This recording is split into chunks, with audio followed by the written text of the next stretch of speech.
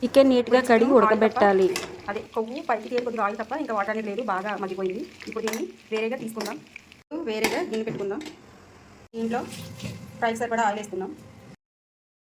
Oil వేడైన తర్వాత కరివేపాకు వేసుకుందాం. అలాగే పొట్టు తీసుకున్న వెల్లుల్లిపాయలు. ఆ వెల్లుల్లి అనేది ఎక్సలెంట్గా ఉంటుందండి ఫ్రైలోని ఆ స్మెల్ అనేది, అందుకని ఇప్పుడు ఈ చికెన్ వేసేసుకుందాం.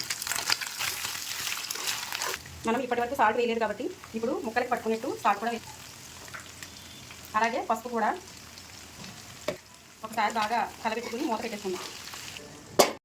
ఇప్పుడు ఇది కొంచెం ఫ్రై అయిన తర్వాత అల్లం వెల్లుల్లి ముద్ద వేసుకుందాము, ఎందుకంటే పచ్చివాసన పోవాలి కాబట్టి ముందే వేసుకుందాం. కొంచెం కలిపేసుకుని మళ్ళీ ఒక నిమిషం పాటు మూత పెట్టుకుందాం. ఇప్పుడు అల్లం వెల్లుల్లి పేస్ట్తో ఈ చికెన్ అనేది బాగా వేసింది.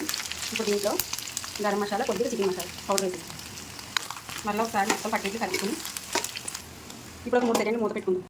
ఇప్పుడు ఇది బాగా ఫ్రై అయిపోయింది. ఇప్పుడు లాస్ట్లో కారం అనేది యాడ్ చేసుకుందాం. సువాసన వస్తుందని చాలా ఎక్సలెంట్గా. మనకి ఎంత కావాలంటే అంత కారం యాడ్ చేసుకుని ఇది బాగా పట్టేట్లు కలిపేసుకుందాం. వేసిన తర్వాత ఇంక ఎక్కువసేపు స్టవ్ మీద ఉంచకూడదు, లాస్ట్కి కారం చల్లుకుని దించేసుకోవాలి. ఇది చూడండి ఇప్పుడు చాలా ఎక్సలెంట్గా అయితే రెడీ అయిపోయింది. స్టఫింగ్లోకి కానీ అన్నంలోకి కానీ చపాతీ మీద కూడా చాలా ఎక్సలెంట్గా ఉంటుంది. నా వీడియో నచ్చితే లైక్ చేయండి, షేర్ చేయండి, నా ఛానల్ సబ్స్క్రైబ్ చేయండి.